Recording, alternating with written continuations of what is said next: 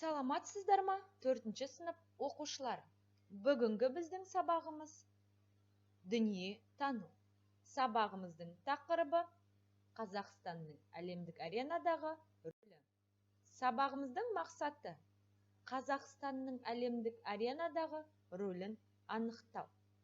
Сен Қазақстанның әлемдік аренадағы рөлі туралы білесің. Еліміздің бейбітшілік символын құрастыруды үйренесің. Қазақстанның Евразия құрлығындағы орны. Глобустан Қазақстанның Евразия құрлығындағы орнын анықта.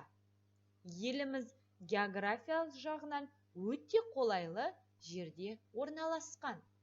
Қазақстанның орналасу жағдайының артықшылығы неде деп ойлайсың? Өз ойыңды ортаға сал. Қазақстан Евразия құрлығының ортасында орналасқан.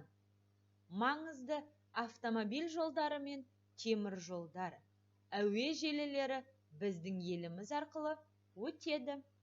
Кез келген мемлекеттің сыртқы жағдайы оның географиялық орнына байланысты қалыптасады. Әр мемлекет экономикалық жағына қарай көрші елдермен байланыста орнатады. Азия елдерінің саяси картасы. Оқушылар, барлығымыз бірге Азия елдерінің саяси картасына қарайық. Біздің мемлекетіміз қандай елдермен шекаралас жатыр? Қазақстан 5 мемлекетпен шекаралас. Солтүстігінде және батысында Ресеймен, оңтүстігінде Түркменстан, Өзбекстан, Қырғызстан, ал шығысында Қытай мемлекетімен шектеседі.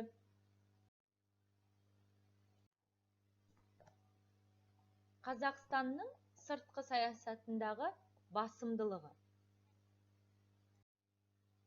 Қазақстан Ресеймен тығыз экономикалық және байланыстар орнатқан. Сонымен қатар Қытай елінің Қазақстанмен арадағы сауда байланысы Ресейден кейінгі екінші орында. 1991 жылы КСРО ыдырағаннан кейін тәуелсіз мемлекеттер достығы құрылды. Қазақстанның оңтүстіктегі жақын көршілер Өзбекстан, Қырғызстан, Түркменстан, сондай-ақ ТМД-ның басқа да елдерімен достық іскерлік қарым-қатынастары артып келеді. Қазақстан ақш, Франция, Германия сияқты әлемдегі жетекші елдермен де жан-жақты байланыста.